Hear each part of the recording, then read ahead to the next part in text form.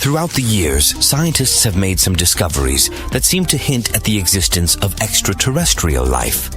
But do they really? Let's find out. In 1976, NASA's Viking Mars landers detected chemical signatures that could be a sign of extraterrestrial life. During one of the experiments, Martian soil was mixed with special nutrients and then tested for the production of methane gas, and the test's result was positive. In other words, something in the soil was metabolizing these nutrients and producing the gas. Unfortunately, other experiments conducted on board the landers didn't show any evidence of life. It caused NASA to declare the result a false positive. And still, some scientists keep standing by the finding, arguing that the experiments on board were ill-equipped to look for a key indicator of life, organic molecules. In 1977, an Ohio State University radio telescope detected a bizarre pulse of radiation coming from someplace near the Sagittarius constellation. It lasted 37 seconds and was so unexpected that the astronomer who was monitoring the data at that moment scribbled, "Wow," on the telescope's printout. The thing is that the radio frequency of the signal is internationally banned on Earth. The signal could be the result of a supermassive astronomical event, or it could be sent by some kind of intelligent life with immensely powerful transmitters. So far, this mystery has remained unexplained. In 1996, NASA scientists announced that they had found something that could be microbes in a potato-shaped chunk of Martian rock. The meteorite might have been blasted off the surface of Mars in a collision. It had been wandering the solar system for about 15 million years before it fell in Antarctica. Analyses showed that the meteorite contained some organic molecules and tiny particles of the mineral called magnetite. It's sometimes found in bacteria living on our planet. NASA researchers used an electron microscope and announced that they had spotted nanobacteria. But since that time, this evidence has been called into question a few times. Some experts say that the particles of magnitude are not really similar to those found on our planet, and Earth's contaminants are likely to be the source of organic molecules. Jupiter's moon Europa has a bizarre red tinge. Some of the theories explaining this phenomenon have suggested the reason is frozen bits of bacteria, which are also responsible for the mysterious infrared signal the moon gives off. But this theory hasn't been proven yet. The existence of life in Venus's clouds might explain curious anomalies in the composition of the planet's atmosphere. Solar radiation and lightning are supposed to generate tons of carbon monoxide on Venus, but in reality, this gas is rare, as if something is removing it. Another weird thing is the presence of both hydrogen sulfide and sulfur dioxide in the atmosphere. Usually, these two readily react together. That's why it's rare to find them coexisting. The only explanation can be that some process keeps churning them out. But probably the most mysterious is the presence of carbonyl sulfide. The thing is, on Earth, it's only produced by microbes and not by some inorganic process. Some experts believe that microbes might be living in the atmosphere of Venus. The surface of the planet, scorching hot and acidic, isn't very suitable for the development of life, but up in the atmosphere it's moist and hospitable, with a pressure similar to Earth and pleasant temperatures. But again, we haven't received any solid proof yet. In 2003, scientists discussed the possibility that the traces of sulfur on Jupiter's moon Europa could be the waste products of colonies of underground bacteria. The compounds were first discovered by the Galileo space probe, which also found some evidence of a volcanically warmed ocean beneath the icy crust of the moon. The sulfur signatures look similar to the waste products of bacteria living in the surface ice covering lakes in Antarctica on Earth. But other scientists rejected the idea. They argued that the sulfur could have come from the neighboring moon. Io there, it's found in abundance. The universe is expanding, and if it's expanding, then it probably had a beginning somewhere. Now, all we have to do is to run time backward and see where the beginning was. It took the scientists many more years to come up with a full-fledged theory, the Big Bang Theory. And here it is. Nothing has ever been anywhere, because neither when nor where existed. But actually, no. there was one thing. It was the so-called cosmic singularity, a state of our universe in which it was incredibly small, dense, and very, very hot. Imagine if our universe was compressed into a small ball. The pressure and temperature inside would be enormous. At some point, it became impossible to withstand them. And here comes the Big Bang. It was an outburst of energy and matter that created everything we see now. Time and space, basic physical forces. It also scattered quarks everywhere. These quarks, tiny particles that make up our world, were all boiling in an incredibly hot cosmic broth. When it cooled down, gravity began to attract them to each other. They gathered into atoms, then molecules, and then into the first objects in the world, stars. But what was before that? Alan Harvey Guth, an American theoretical physicist and cosmologist, has devoted his whole life to solving this mystery. After learning about the Big Bang theory, Guth found some flaws in it. For example, the distribution of matter was very even, although it shouldn't have been. If we drop the balloon filled with paint down, it will burst. We'll see absolute chaos on the canvas.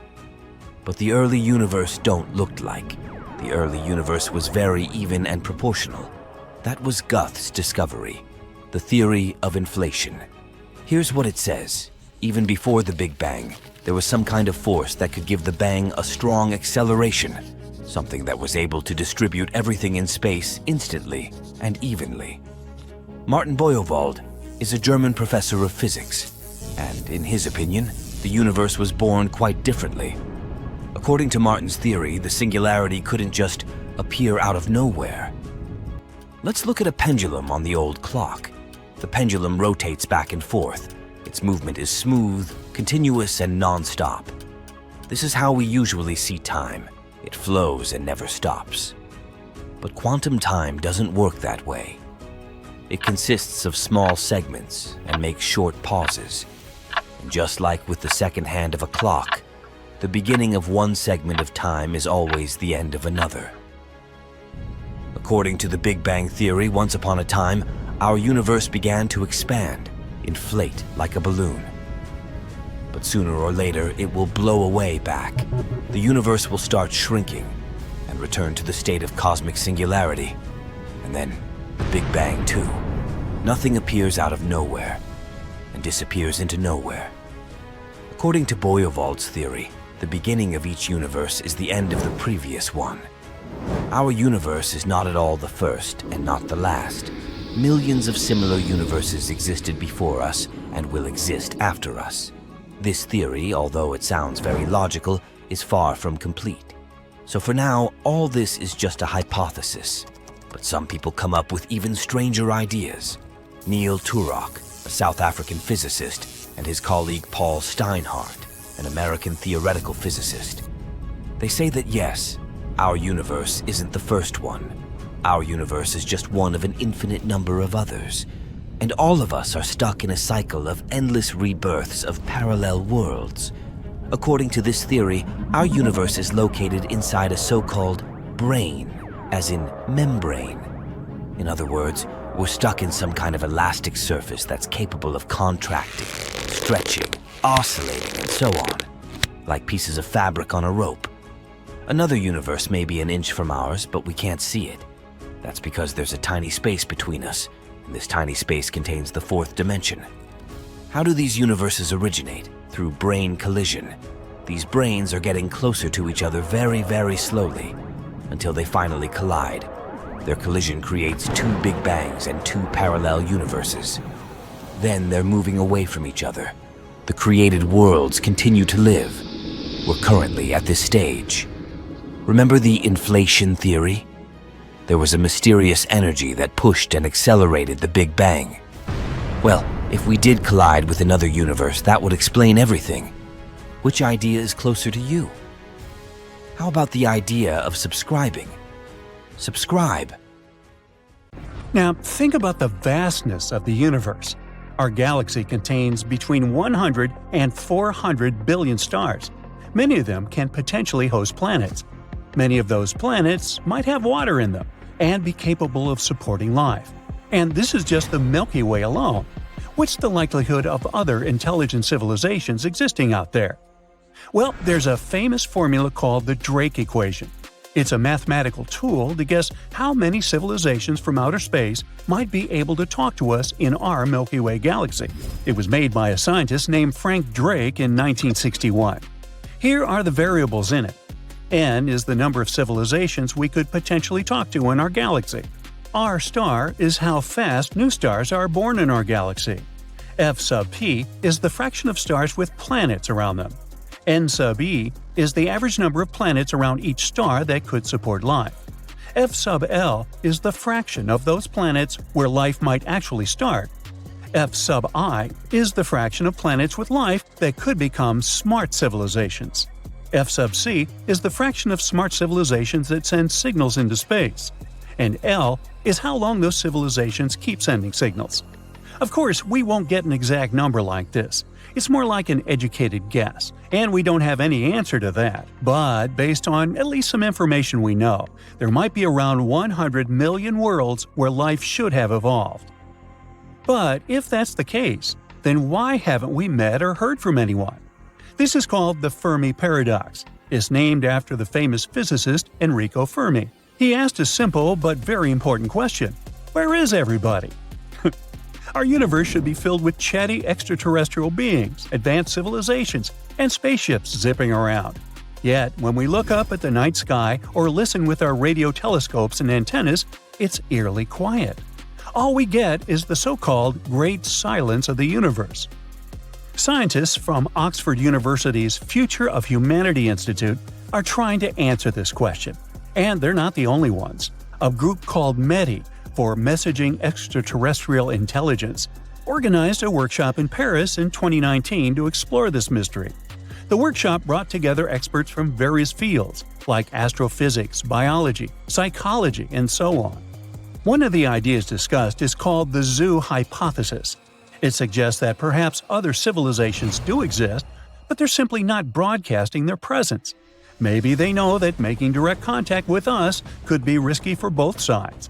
So they're intentionally avoiding us, because they're watching us like observing a zoo. They could be using advanced technology we can't detect.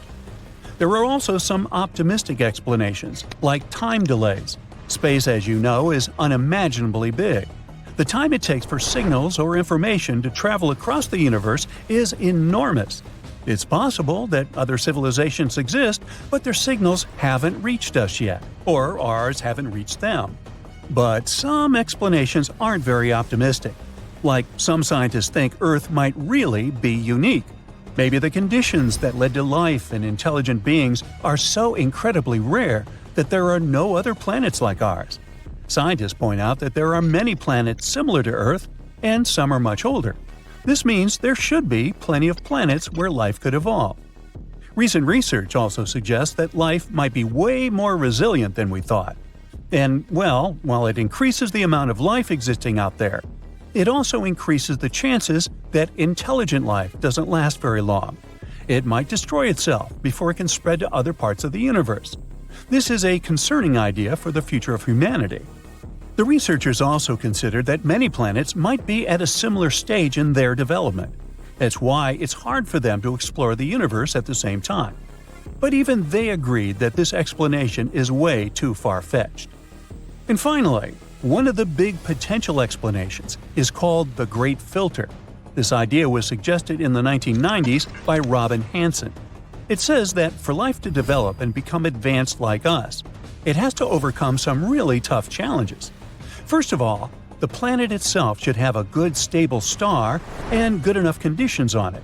Then life has to start on that planet. These life forms need to be able to reproduce using things like DNA. Simple cells must evolve into more complex cells.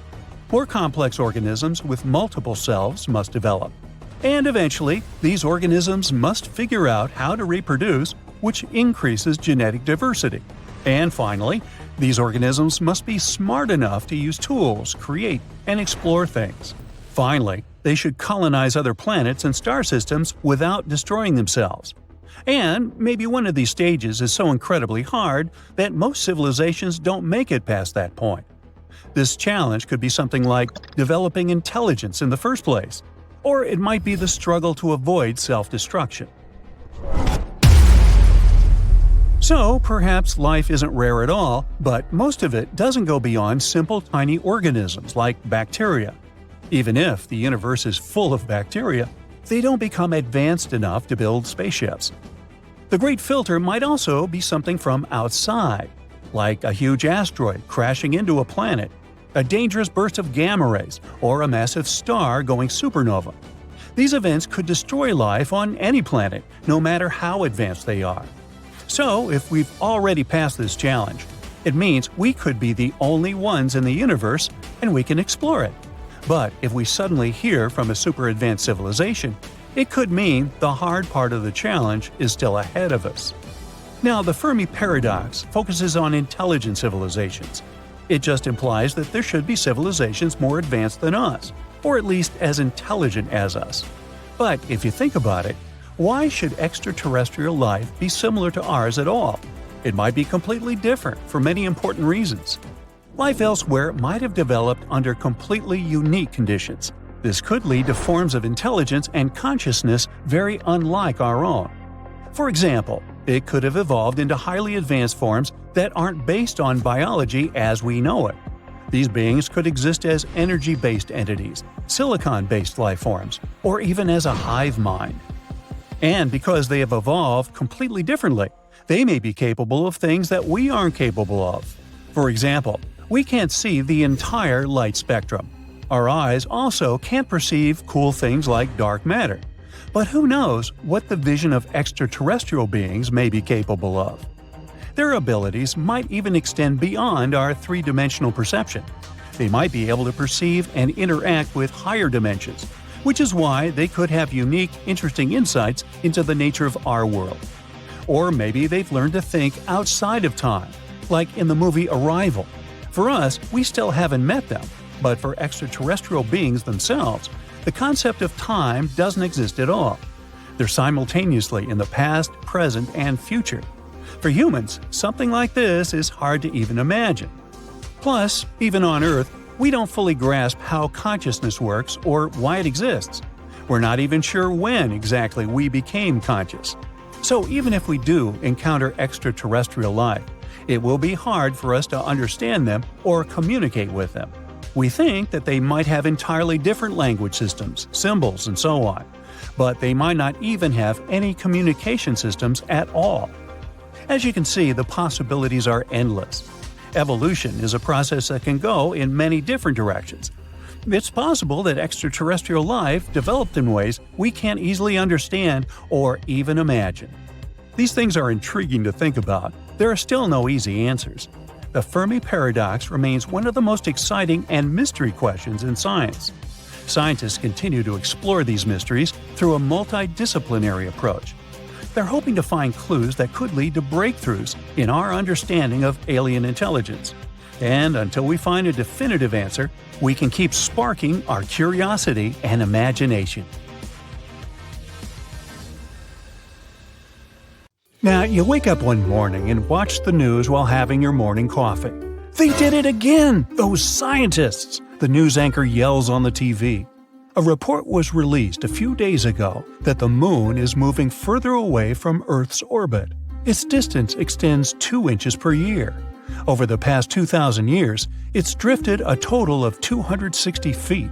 This isn't too daunting of a distance, but the news has still made people panicked and concerned. They rally together around the planet, uniting to try and stop the moon from escaping Earth's orbit, even though it won't actually leave the orbit for over 1 billion years. But everyone was focused on the past benefits of the moon. It's obvious life on Earth as we know it wouldn't have evolved without its existence. The moon is controlling the tides and the molecules in the atmosphere. Without it, humans, in particular, wouldn't have evolved. So, with an appreciation of the moon, the top brass ordered the best scientists to come up with a solution to push the moon closer towards the Earth.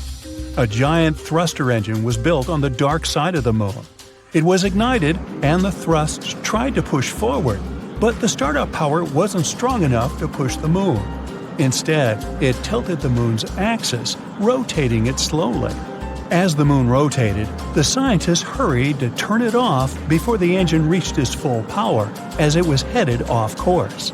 The brass didn't accept this and ordered them to continue with the objective. The scientists insisted the math wasn't correct and didn't know exactly what may occur. Their concerns were ignored, and they watched as the engine's power increased. The engine slowly pushed the moon, the distance reducing.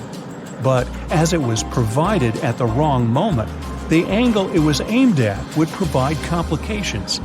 The thrust and gravity from the Earth ensured the moon followed the orbit at a reduced distance.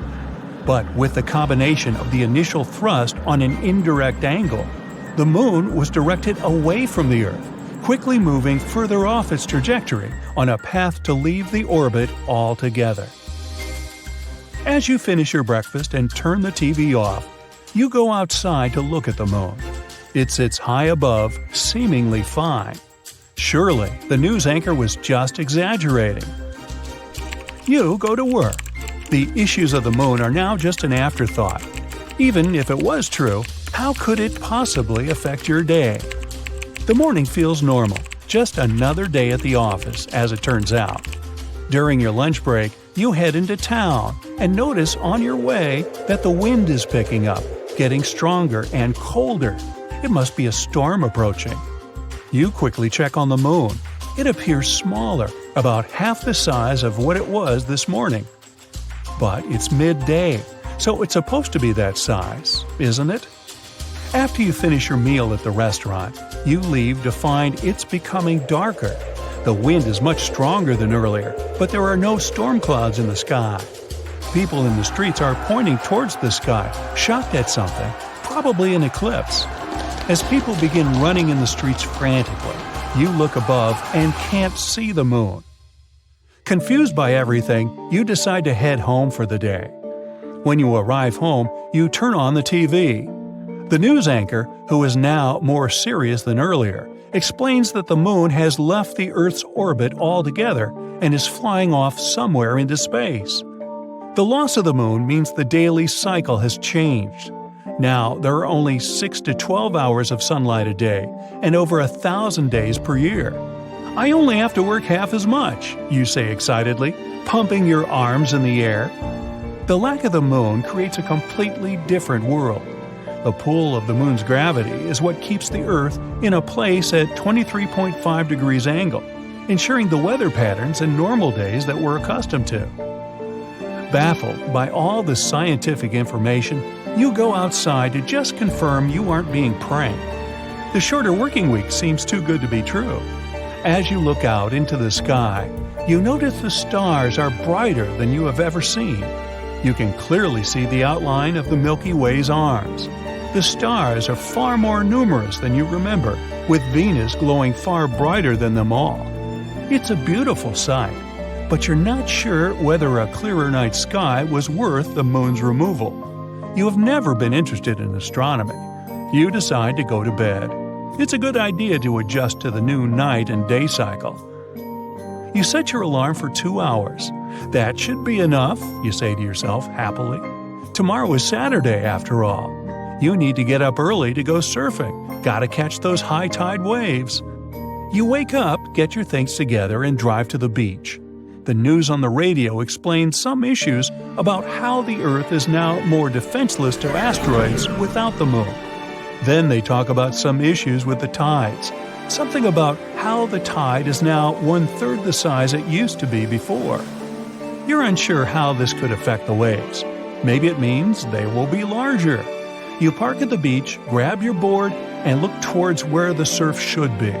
It should be high tide, but the sea is somehow a lot further away than normal. You shrug off the hurdle of having to walk towards the water. After a long, enthusiastic walk toward the gnarly waves, your mood changes as you approach, staring blankly at the tiny waves. Upset, you head home. While driving, you listen to the news and pay more attention to the information provided. In place of structured seasons, there are only erratic weather patterns. Winds are faster and stronger, creating more powerful storms, And in some places, there are just stagnant conditions. The equator is no longer always warm. The poles aren't constantly cold. The depths of water shrink. Tides only adjust to the sun's gravity, reduced to a third of the pre-moon depths. Throughout the world, the seas change in altitude, shrinking at the poles, and the bulge of water around the equator shifts. The moon regulated the tides and provided the periodic changes that were a key element to assisting with life on Earth. Aquatic life forms are displaced within shallows worldwide. Life cycles of important microbial life have been upset. You couldn't imagine that something as simple as a change in the tides could be so important to billions of life forms. Water and precipitation, which is distributed across the globe, cannot provide sustenance where they did before.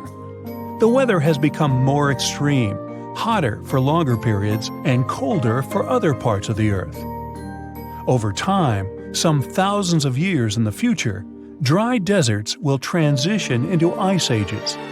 These intense changes disrupt the natural order of all things for life on Earth. Not only did the moon control the tides and weather, but it used to pull molecules within the atmosphere as it moved. The now constant movement disrupts molecules, creating barriers for future evolution. You arrive home, upset after learning the disheartening news. Not only will you never be able to surf again, but all life on Earth will change. An age of devolution has begun. Over the next year, flora and fauna changed to adjust to this new world. Migratory animals that would travel toward greener pastures find nothing at all. Birds are completely confused, with no end to the change in seasons.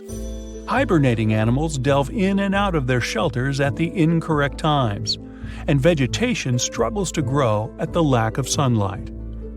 Nocturnal animals cannot see without guided assistance from the reflection of the moon. Although Venus is the brightest source of light when it's dark, it's only 1,000th of a fraction as bright as the moon was. Predatory animals that hunt during the night are not capable of finding their prey, providing an opportunity for smaller animals to thrive. Although life on Earth has changed, it will continue to exist. But the sudden adjustments will become a test for all walks of life. Over time, it will be very interesting to see what species have adapted and evolved. A world where rats and mice would be more prominent due to their adaptive capabilities could create a new dominant species to emerge. In millions of years of evolution, their descendants will primarily flourish. We could see buffalo-sized mouse herbivores crossing the plains and tiger-sized rats roaming within the jungles. Tree-faring mice with long arms may swing amongst the branches. Others will probably move to the seas in place of mammals to feed upon aquatic life. Wide-eyed predatory rats may occur to have similar traits to bats, with echolocation, becoming the conquerors of pitch-black nights. All the new species that will emerge, undoubtedly, will continue to be monitored by humans, wherever we may be. Okay, I officially give up on the hope that the moon is made of cheese after all. Wow, not even Gouda. The shiny lunar ball, or a curved banana, or half of a coin, depending on what phase it's in, has different layers inside, just like Earth. One of these layers is called the inner core. About 20 years ago, scientists were observing how the moon rotates. Using that data, they concluded that it had a fluid outer core. But the inner core was hard to study, so they didn't know if it was solid like a rock or molten like a hot liquid. But things are clearer now. Astronomers have collected data from different missions, including the Apollo missions, where astronauts went to the moon and gathered information themselves. Plus, they've used a special technique called seismic data. This method is all about studying how sound waves move through things. Take earthquakes on our planet as an example. When an earthquake happens, it creates waves that travel through the ground. Scientists can detect and analyze these waves to learn more about Earth's interior. The same idea can apply to other objects in our solar system, or planets, or, in this case, the moon. When quakes or moonquakes happen, they generate sound waves. And by carefully listening to and studying these waves, scientists can create a detailed map of what's inside the object. They can figure out things like different layers, what they're made of, and how they're arranged. To check the moon's deep interior, scientists also use something called laser ranging. This method measures the distance between the surface of the Earth and the moon very precisely. And ta-da! Our natural satellite's inner core is a dense, solid ball made of iron, just like Earth's. It's about 310 miles wide, which is nearly 15% the size of the entire moon. Researchers also have stumbled upon evidence that supports the theory that the layer between the moon's surface and its core, called the mantle, has been moving around as the moon evolved over time. This movement is something we call lunar mantle overturn, and it could explain why we find elements rich in iron on the lunar surface. Mantle material ends up being carried upward, and the volcanic rock remains in the moon's crust. Some of the materials in this rock were too dense, like me, so they just sank back through the lighter crust material all the way to the core mantle boundary. It's like a cycle where the moon's mantle material goes up during volcanic activity, carries iron-rich elements to the surface, and then sinks back down. There's another mystery scientists have been trying to solve: what caused the moon's magnetic field to weaken and nearly disappear over time? It seems that now that we know about the iron core and the global mantle overturn, we might get some more answers about the moon's magnetic field. Knowing what the inner core is like can help us better understand the moon's history as well as the history of our entire solar system. Now, one of the theories that's widely accepted about the origin of the moon says there was a massive collision between Earth, in its early stages, and another mysterious object in our solar system. It's called the Large Impact Theory, and this collision was so strong it ripped off a big chunk of the primitive molten Earth. I mean, not so big compared to what's left. If you put a US nickel next to a green pea, you get a good idea of how big our planet is compared to the moon. Now, this chunk was set into orbit around our planet, and this might have happened about 95 million years after our solar system formed. The object that collided with Earth could have been about 10% the mass of our home planet and roughly the size of Mars. Well, it makes sense. Earth and the Moon do have similar compositions after all. Of course, there are other ideas about how the Moon formed. One says that the gravitational force of our planet captured it.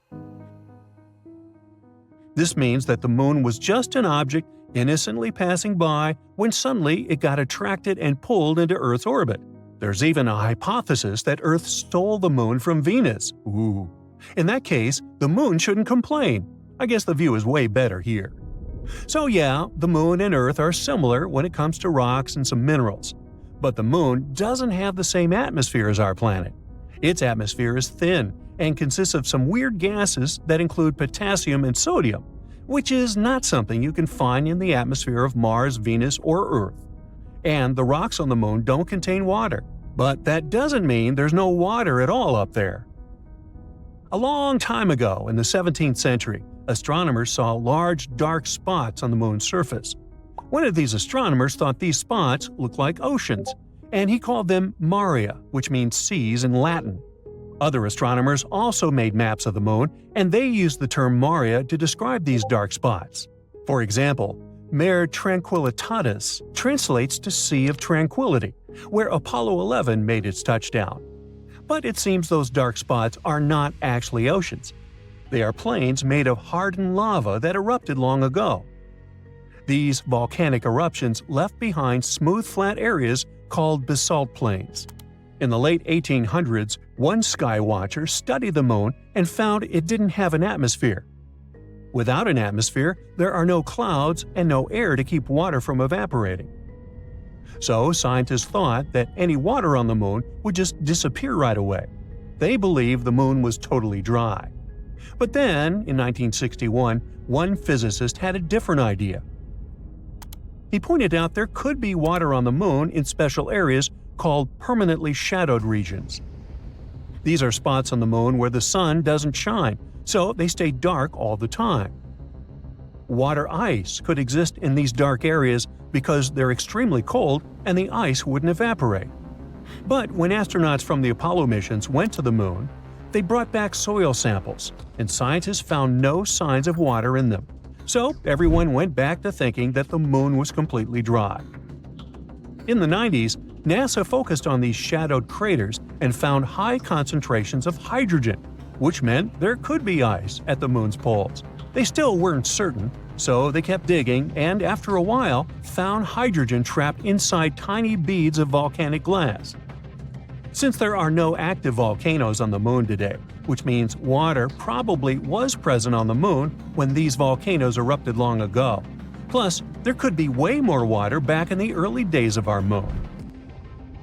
In 2020, NASA's SOFIA mission showed us what we'd been looking for a really long time. There is water on the moon after all. It turns out the water is hidden within the grains of lunar dust or sticking to the surface in the sunlit areas of the moon. So there are no oceans like we have on Earth, but at least there's something. The question remains, how did water even get there? It seems the moon had a chaotic history back at the time when it was forming, as probably most of the planets and moons in our solar system. So there is some evidence that water came there from comets hitting its surface back in the old days, or maybe even keeps on coming from those that are slamming into the moon right now. We're talking about a chaotic situation where icy micrometeorites collide with the moon's surface, and dust then makes an even bigger mess when interacting with the solar wind. But we're waiting to find out more about this. Because, as we all know, when you mention water, you also inevitably talk about life. That's why we want to know more, for instance, about all that ice hidden in polar craters on the moon. Maybe it can teach us more about how life developed on Earth. Maybe comets brought all the necessary elements here. Then, what if there are some of those elements stuck in the ice on the moon, too?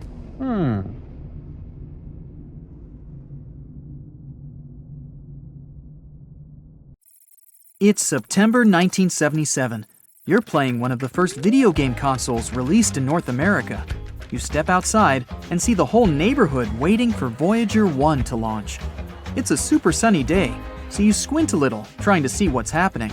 You live in the neighborhood right outside the launching station. You get yourself some food and watch the Voyager take off into space. You're so impressed, you decide to dedicate your career to working with NASA.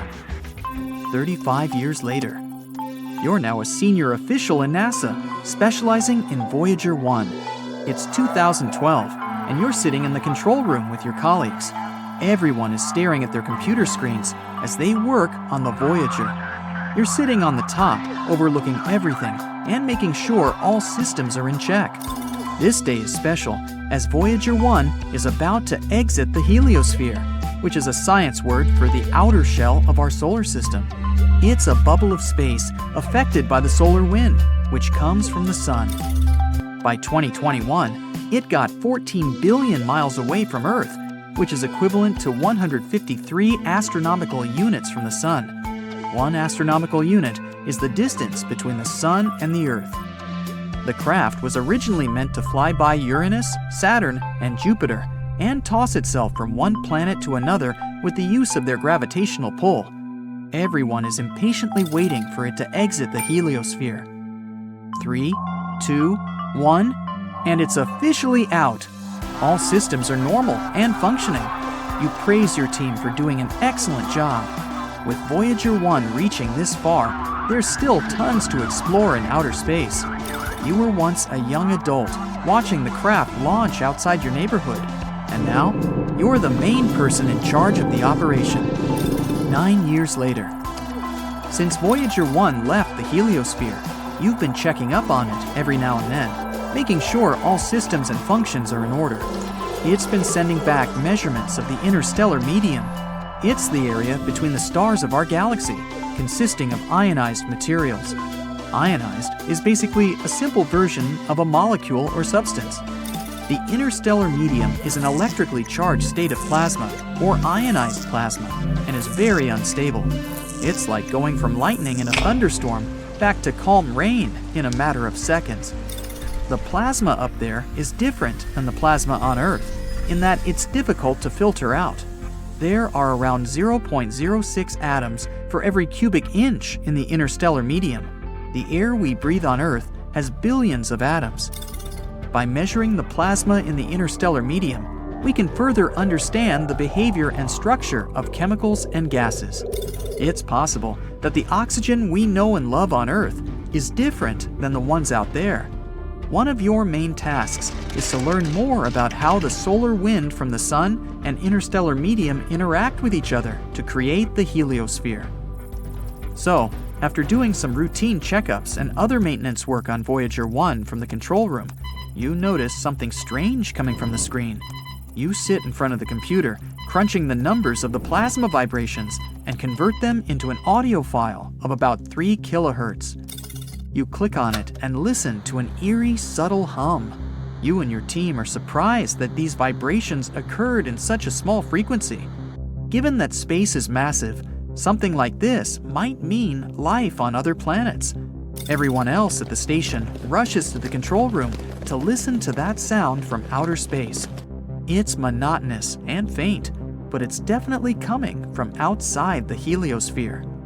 You run the numbers over and over to make sure it's not a fluke, but it's on point.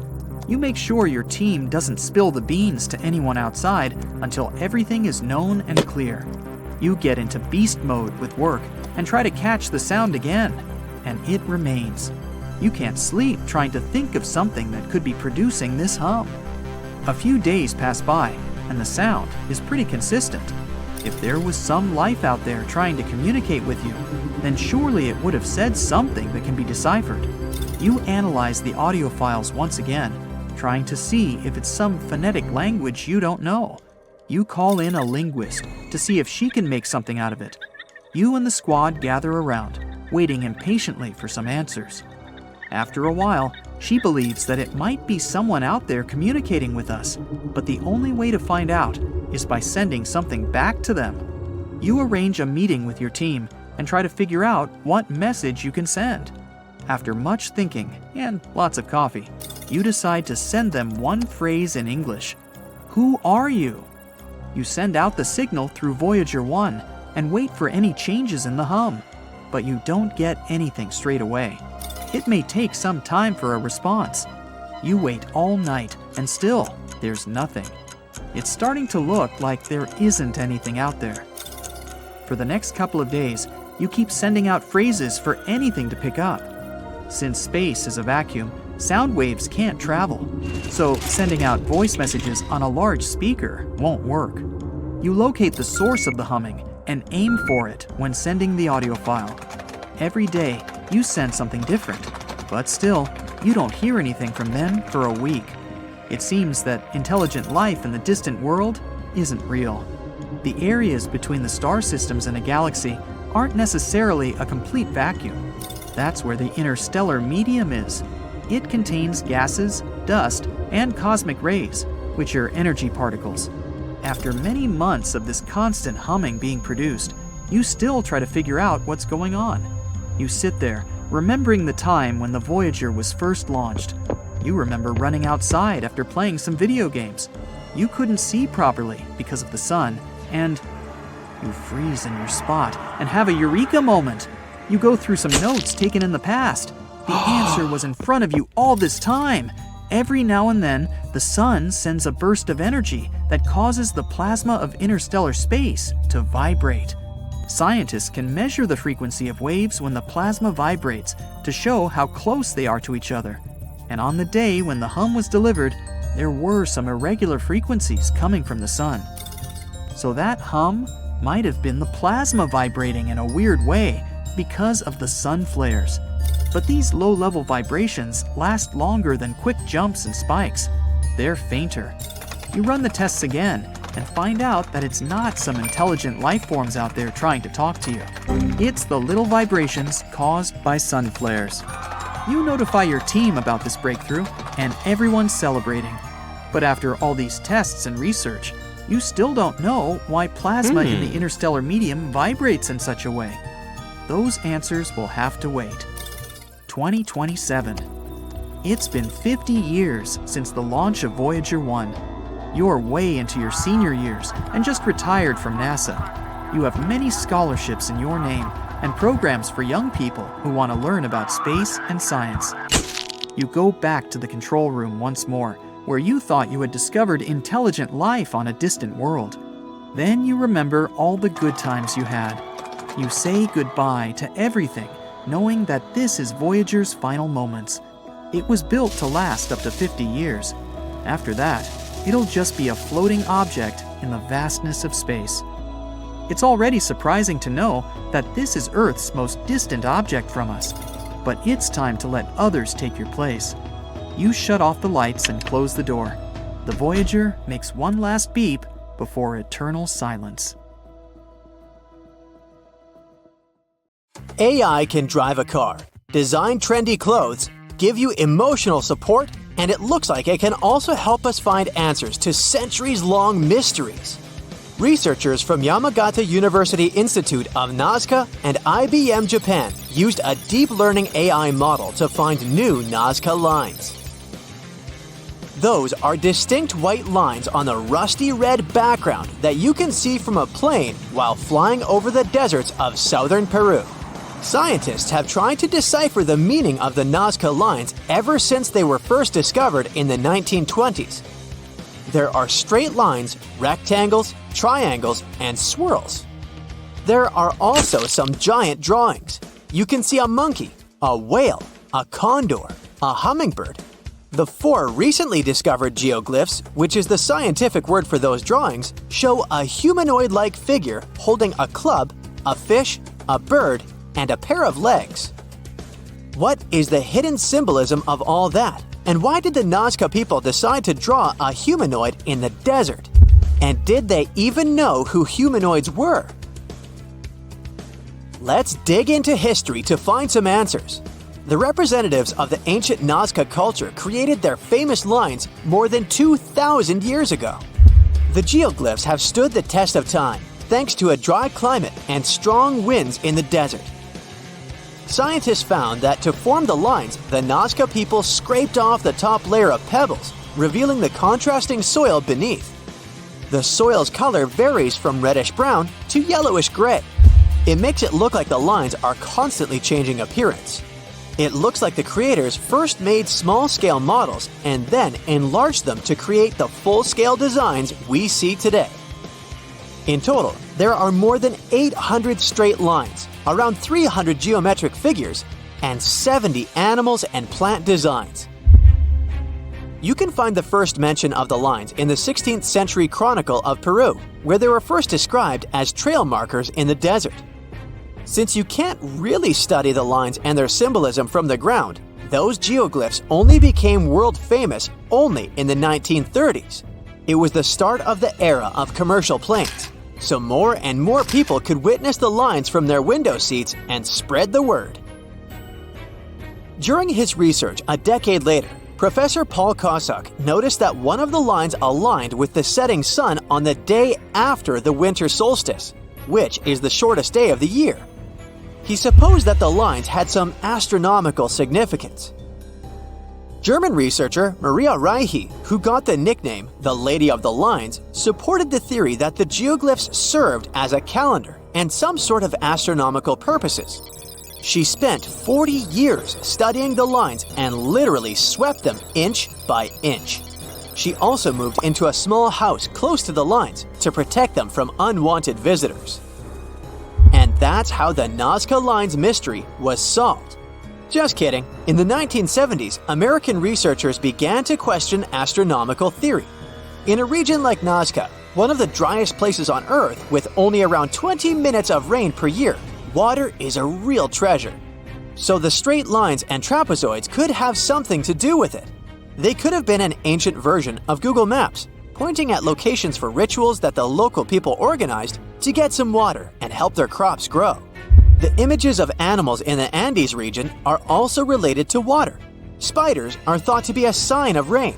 Hummingbirds symbolize fertility, and monkeys living in the Amazon mean an abundance of water. That could explain the choice of symbols in the desert, but there's no strong proof to support this theory. So the work on explaining the meaning of those mysterious geoglyphs is going on. In the 21st century, The Nazca Lines have become the research ground for archaeologists from Yamagata University. Masato Sakai, a professor of archaeology, together with others on the team, are using high-resolution aerial photography and drones to discover and catalog the lines.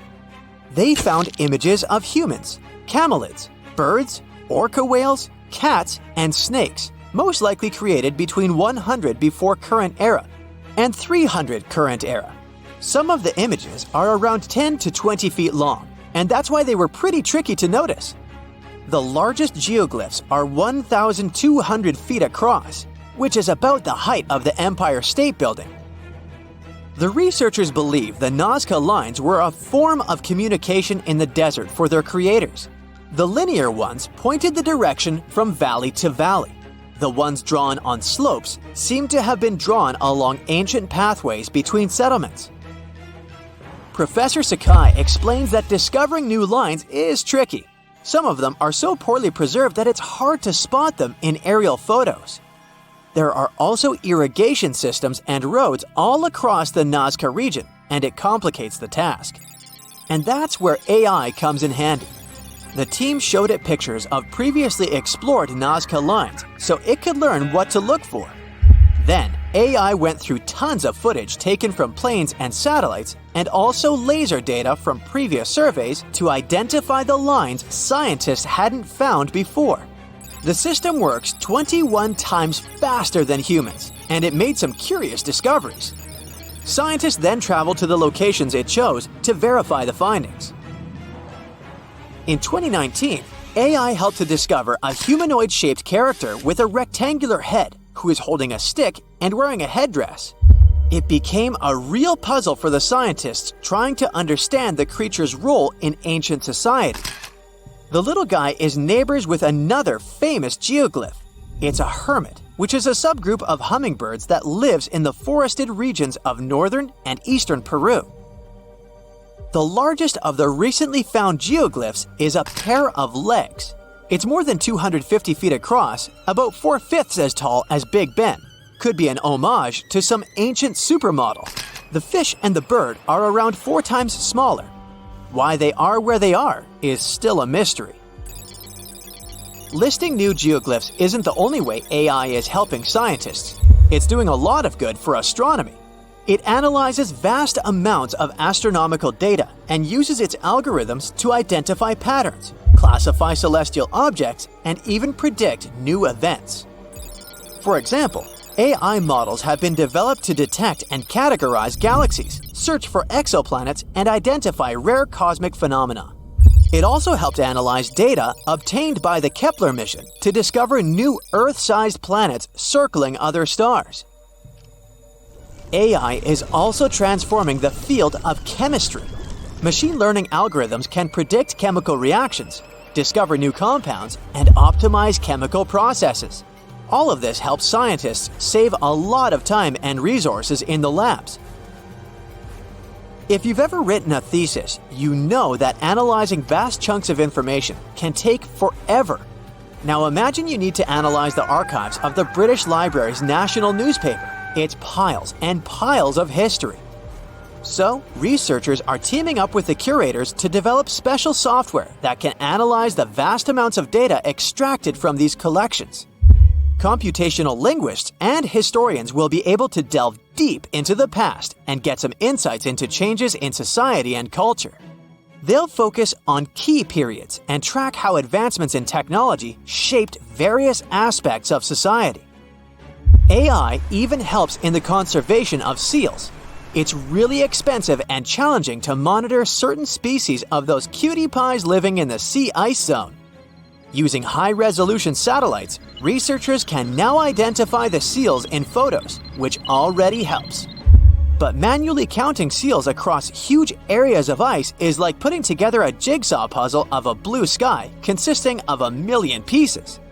It takes a lot of patience, and different analysts come up with different results. Machine learning algorithms can be trained to recognize and distinguish seals in satellite imagery and count them automatically. Researchers can then use this accurate data to monitor seal populations over time and study their behavior and habitat more effectively. Are we really by ourselves in the universe? It's a daunting question that's been haunting us for centuries. No wonder scientists have tried to come up with all sorts of ideas as to why. One of the strangest theories concerning our lack of contact with other life forms is named the dark forest theory. Let's start small, well, sort of. We'll focus on our Milky Way for now to better understand this theory. Our cosmic neighborhood is a galactic wonderland, sprinkled with 200 billion twinkling stars and maybe around 100 billion planets. So let's get hypothetical for a moment and say a tiny part of those habitats hosts life. Further, out of those life-bearing planets, a few might have evolved into intelligent beings. Given that, you'd think we'd be knee-deep in weird-looking neighbors, some of whom might be actively trying to find us or might just be out there, waiting to be discovered. Now, let's put a little science into this science fiction scenario. We have something called the Drake equation, which is a kind of universal roll call that estimates how many smart civilizations could pop up in our galaxy. You can think of this equation as the super smart roadmap. By playing around with a few important factors, the equation hints that there should be around 20 civilizations just in our galactic backyard. So why haven't we stumbled upon any yet? This theory isn't an easy task. It's a mixed bag of multiple variables, like the average number of planets per solar system that could potentially host life, or the rate at which stars suitable for intelligent life are formed. A tricky part here is that astronomers have yet to solidify the exact values of these variables, which means our calculations are just approximations for now. But back to the Milky Way, shall we? Feed in our hypothetical assumptions, crunch the numbers, and you get at least 20 civilizations. Yet somehow, our cosmic switchboard remains weirdly silent. How come? This radio silence has its own name, too, the Fermi paradox, named after the guy who first thought, "Hey, where is everybody?" over 50 years ago. Since then, we've had a lot of different theories trying to solve this mystery, all tinkering with different aspects of the Drake equation. Some folks think the appearance of life is a rare event. Others think that getting from bacteria to advanced beings is the tricky part. Yet, some reckon that civilizations might either wipe themselves out after a short lifespan or never even get to invent something they could communicate with. But there's one theory that tops all others in its creepiness: the dark forest theory. According to it, the universe is a huge cosmic version of a haunted forest. And other types of creatures are out there, playing a game of hide and seek. They're intentionally keeping silent. Why? Well, the dark forest theory was best explained in a sci-fi novel, and the rationale goes something like this. For starters, every life form wants to stay alive. I'll buy that. If we go with that assumption, it's impossible to be sure whether other life forms might harm you if they get the chance. So, the safest bet is to take them out before they find the right time to do the same to you. Frankly speaking, it's the universe's version of the survival of the fittest. In this scenario, making contact with others becomes the most dangerous game, as it could lead to your location being traced and you being wiped out. How human. This results in everyone keeping quiet, a kind of universal shush, where every civilization tries to hide in utter cosmic silence. But hey, is this just an idea good for a thrilling novel, or does it have some real-world implications? Well, the theory was suggested by scientist David Brin as a possible explanation for the lack of radio evidence for non-Earth-like life. He went as far as imagining it would be robots that would do the dirty work of wiping out civilizations. But how realistic is this theory anyway? Well, it doesn't require us to assume a lot of stuff about the behavior of all foreign civilizations. Just one advanced race behaving this way could explain our observed reality. And it might explain why we've not picked up any advanced radio chatter despite a century of eavesdropping. It's possible that other creatures like us are too terrified of being noticed and have gone radio silent on purpose. But, and it's a big but, like mine, It does base itself on the notion that other species share our level of risk aversion and logic, or that there's a rogue civilization out there picking off anyone they perceive as a threat. And that's a pretty significant assumption. If that doesn't sound creepy, this next piece of information certainly will. For about a century now, we've been shouting our existence into the cosmos. If this theory proves to be correct, every other civilization within 100 light-years of us might be getting our signals and knowing exactly where we are. And if we have reasons to hide from them, as suggested by some like Stephen Hawking, we might already be in trouble. But what if this theory isn't true? What if, sooner than we'd like to imagine, weird galactic creatures will indeed try to reach us? The truth is, most of us wouldn't even know what to do. Hey, let's not get over ourselves. In fact, some scientists are tackling this issue head-on. For the first time since the 1980s, specialists are trying to cook up a how-to guide for when we inevitably bump into cosmic neighbors. For instance, some researchers believe we've got to do more than just worry about how these life forms could shake up our world. If they send any type of radio signals down here, we've got to think about our reply. What are we going to say? Hey, we're humans. Nice to meet you. Absolutely not. We've got to do better than that. See, the only plan we've had till now came from a rough blueprint dating from 1989. This guide is a bit wishy-washy on what to do when the entire world gets the outer worldly text. Mostly it says, hey, let's share the news with everyone. But then what? If we confirm it's legit, officials will need to ask the United Nations for advice. But hey, does the United Nations even have a plan? Maybe, who knows? We've been doing loads of space exploring lately. Some say we've stumbled upon water on Mars. Others are sure we've spotted some planets that could be twins to Earth. So the idea of finding life elsewhere isn't that far-fetched. But even after 100 years of trying to chat with cosmic beings, it's still a one-sided conversation. This new protocol isn't just about chatting up outsiders. It's also going to act as our cosmic voicemail, checking messages from outer space. It aims not just to decode the external lingo. It's also planning to figure out what these messages could mean for us. The plan is also to draft reports about how different policies could impact us and set up guidelines on how to respond to these space texts. So, will we ever get a message from our cosmic mates? Only time will tell. But what we do know is that we just can't wing it. We can't be caught off guard and start a planet-wide frenzy when we get that otherworldly WhatsApp.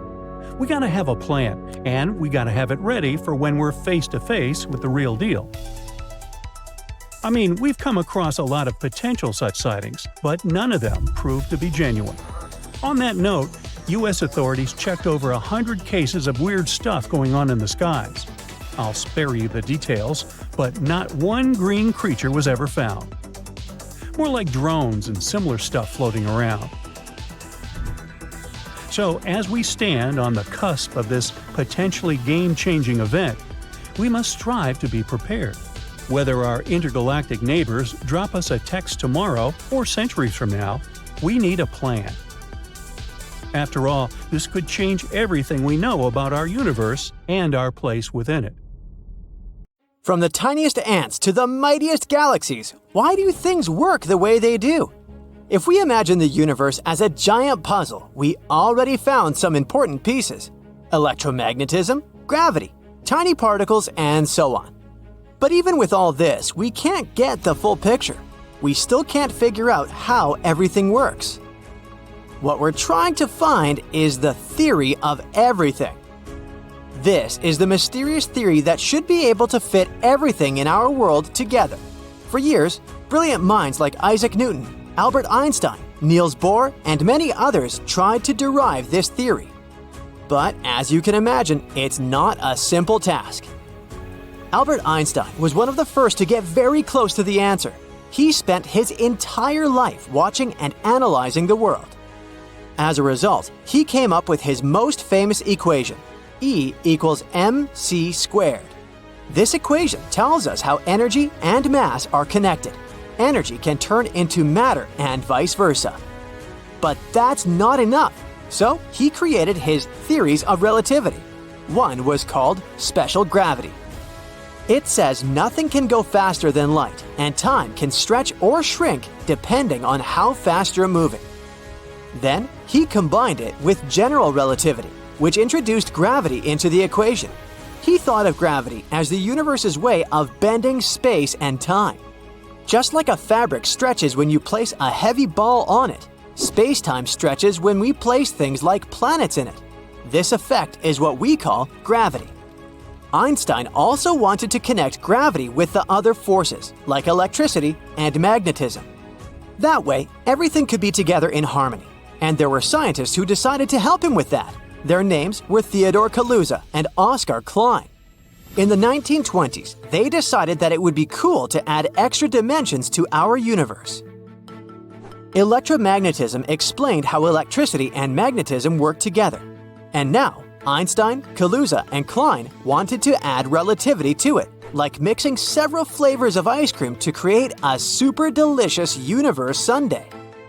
To make this wild idea work, Kaluza and Klein had to add a whole new dimension to our world.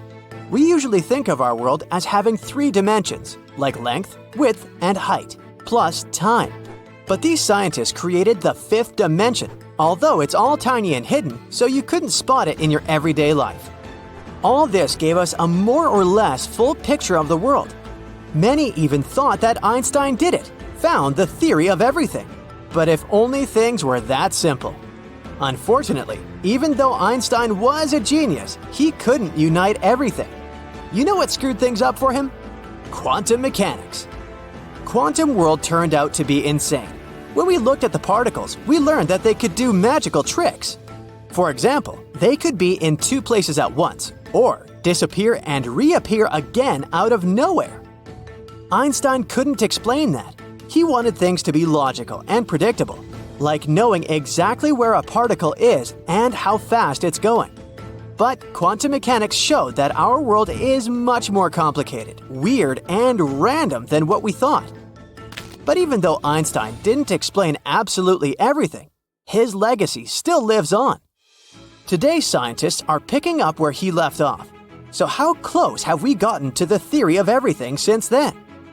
Well, quantum mechanics tried to nominate its candidate, string theory. This hero emerged in the 1980s. Quantum physics pals had a wild idea. What if the tiniest bits of everything in our world weren't particles, but super tiny strings? Yeah, like guitar strings. Almost. They look like little dots to us, which is why we see them as tiny particles. But if we looked at them under the best microscope ever, they would look like little loops. In that case, everything in the universe is made up of these little vibrating strings. Just like different notes on a guitar string make different sounds, these tiny strings can vibrate in different ways. And each way they vibrate creates a different particle. One note might give us a particle we call an electron. Another vibration could be a particle like a photon, and so on. But there is another cool idea that string theory suggests. It suggests that our universe has more than just the usual 3 dimensions we can see, like up, down, left, right, and forward and backwards. What if there are extra hidden dimensions that these strings can wiggle in? And theorists say that they might be up to 10 or even 11 of these dimensions. At first, everyone thought that this was it. This could be the theory of everything. But, just like in the movies, when everyone thinks that they've defeated the villain, more problems pop up. String theory didn't fit the universe's rules discovered by Einstein. This is the last piece of the puzzle they've been trying to find for many years. If string theory supporters figure out how to connect their ideas with Einstein's theories of relativity, they'll finally be able to explain all the things ever. And they made some attempts. String theory began to divide into many branches. For example, it gave rise to the multiverse theory. Alright, we know that all the tiny strings can vibrate and wrap in different ways. There are many ways for each string to vibrate. The combination of their vibrations give many possible results. And there are trillions upon trillions of these strings. And just like one musical note can help to create different harmonics and songs, strings can create different versions of the universe. Each version might represent a universe with its own set of physical laws and properties. You probably heard about the parallel worlds. Well, it's a real scientific concept. The multiverse theory says that our world isn't the only one. There's an infinite number of universes and their number is constantly growing. Let's say you're baking cookies. In one universe, you make chocolate chip cookies. In another universe, you make oatmeal raisin cookies. And yet, in another universe, you make them with peanut butter. Even for such a small decision, there are a lot of parallel worlds. Something like this is very hard to even imagine. And these are only those universes that are similar to ours, where identical copies of us live. Some universes might be completely different. They might have different constants of nature, like the strength of gravity or the speed of light. They might have things that we can't even think about. Of course, this is just another theory. There's still a big debate about it in the world. It's a fascinating idea, but there's no way for us to test it with our current technologies. These universes, even if they exist, are way beyond our reach. One of them is called M theory. It was proposed in the 90s by an awesome scientist, Edward Witten. M theory is like a super advanced version of string theory. Just like in regular string theory, it suggests that everything in the universe is made up of tiny vibrating strings. But M theory says that these strings aren't the only things out there. There are also things called branes, short for membranes. Imagine these branes like sheets or surfaces that exist in higher dimensions. We can't see them, but they can interact with the strings in interesting ways. M theory was basically juggling other theories, trying to solve the problem in everything. It tried to unite every version of string theory into one big idea, and also combine all this with Einstein's ideas somehow. It also high-fived Stephen Hawking's ideas about black holes along the way. But even with M theory, we're not at the finish line. No matter how hard we try, we still can't explain absolutely everything. The biggest problem is trying to unite relativity with quantum mechanics. So far, no one could do this. These were our attempts to come up with a theory of everything so far. Will we be able to derive it one day? Who knows? There are many tricky pieces still missing, but we keep learning and creating new tools to explore our world. And maybe one day, we'll finally find out the answer.